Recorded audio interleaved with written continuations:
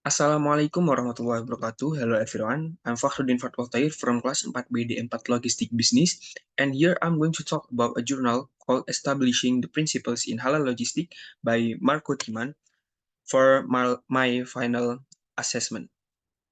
Let's get started. The first one is abstract. This research aims to establish the principles of halal logistics through exploration of discussion groups in Malaysia. The focus includes warehouse, transportation, and terminal operations in order to establish global guidance. These principles aims to minimize the difficulties of the halal industry, avoid cross-contamination between halal and haram, and create a complete halal value chain. This study provides a minimum and desired level of insight from a halal logistic perspective. However, quantitative research is needed to confirm differences in consumer perception between Muslim and non-Muslim countries.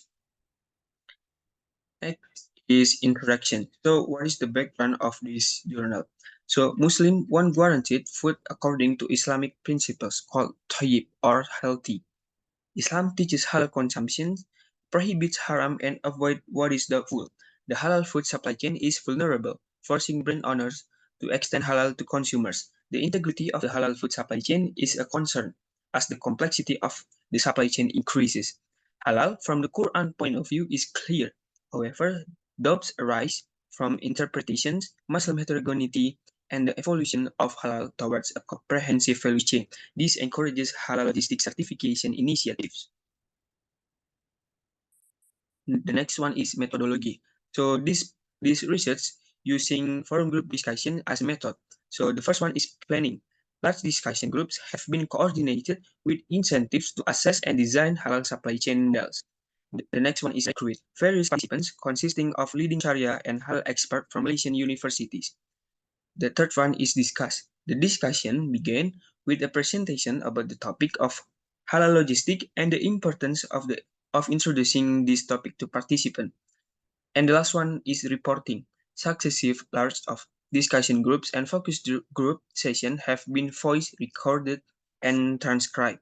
The results are analyzed and reported by classifying idea into categories to identify patterns and themes, ensuring the validity of large discussion group. Bias was resolved through careful question structuring and the moderator's expertise in halal logistics.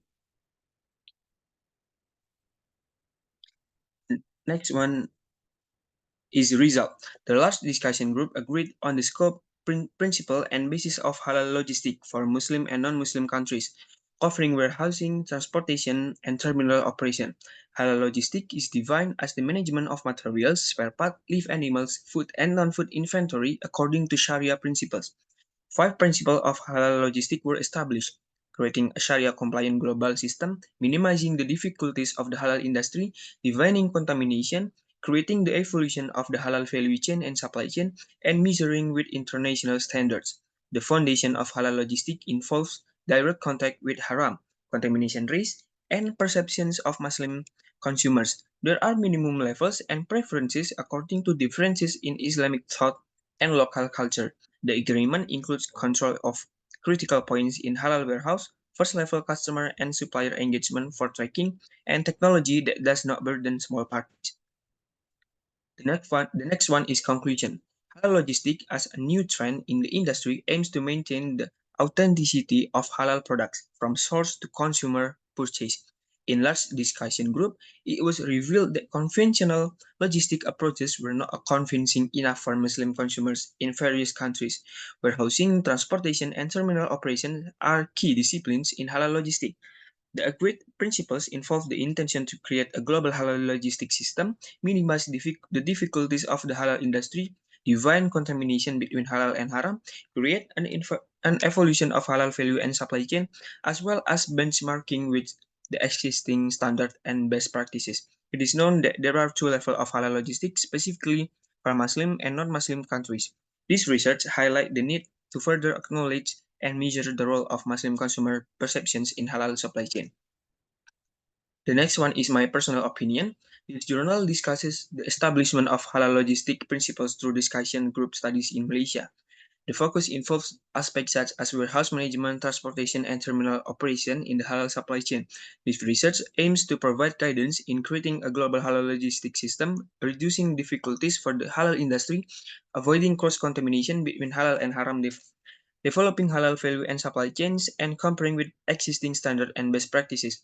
The author emphasizes the need for quantitative research to confirm the differences in consumer perceptions between Muslim and non-Muslim countries. This journal provides initial insight into the minimum levels and levels of preference for halal logistics, although further research is needed to understand the role of consumers' perceptions in this context.